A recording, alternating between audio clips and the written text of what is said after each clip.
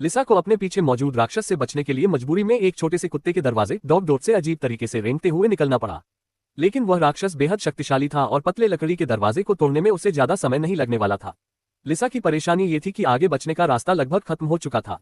वह एक ऐसी अजीब जगह में फंस गई थी जहां चारों तरफ अधूरी दीवारें थीं और नीचे एक ऐसी गहरी खाई थी जिसका कोई अंत दिखाई नहीं दे रहा था। दीवार से लगी सिर्फ 12 इंच चौड़ी लकड़ी की एक पट्टी ही उसका सहारा थी।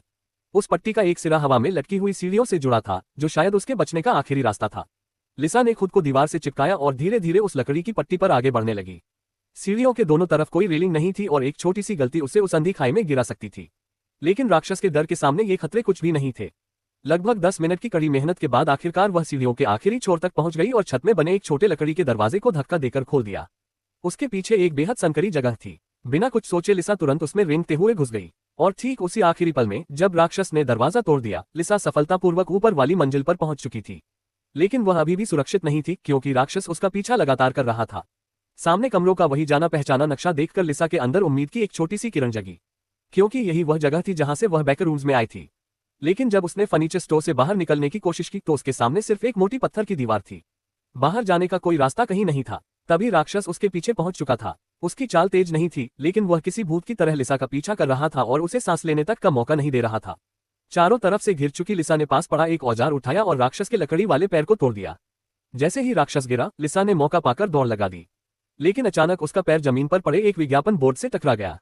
वह बोर्ड एक स्विच पर गिरा और अचानक पूरे कमरे में लगे फायर एक्सटिंग्विशर चालू हो गए। कुछ ही सेकंड में पूरा कमरा घने धुएं से भर गया। धुएं के बीच लिसा को दीवार में एक बहुत छोटी दरार दिखाई दी, जो शायद असली बाहर निकलने का रास्ता था। धुएं का फायदा उठाकर वह तुरंत उस संकरी जगह में घुस गई। राक्षस इतना बड़ा था कि वह उस छोटे रास्ते में नहीं आ सकता था, इसलिए वह वहीं पीछे रह गया। लिसा धीरे धीरे उस सुरंग जैसी जगह में आगे बढ़ती गई, लेकिन आगे बढ़ते हुए उसे कुछ रहस्यमयी लोग दिखाई दिए जिन्होंने बायोहैज़र्ड सूट पहन रखे थे। उन्होंने उस पर बड़ी मात्रा में धुआं छोड़ा। असल में वे लोग बैकरूम्स के एग्जिट पर तैनात कर्मचारी थे, जिनका काम अंदर से बाहर निकलने वाले राक्षसों को खत्म करना था। आखिरकार लिसा को सुरक्षित बचा लिया गया, लेकिन उन्हें यह नहीं पता था कि बैकरूम्स में जाने के लिए सिर्फ यही एक रास्ता नहीं था। उसी रात जिमी नाम के एक आदमी ने अचानक अपने बेसमेंट की दीवार पर एक सफेद रोशनी दिखाई देती देखी। जिज्ञासा में उसने अपना हाथ उस रोशनी को छूने के लिए आगे बढ़ाया और अचानक उसका पूरा शरीर उस मजबूत दीवार के आर पार चला गया। उसके सामने एक ऐसा कमरा था जो उसके घर में कभी मौजूद ही नहीं था। कमरे के बीच में कई फर्नीचर बेतरतीब तरीके से पड़े हुए थे। जिमी ने कभी नहीं सोचा था कि उसके अपने बेसमेंट के अंदर इतनी रहस्यमयी जगह छिपी हो सकती है।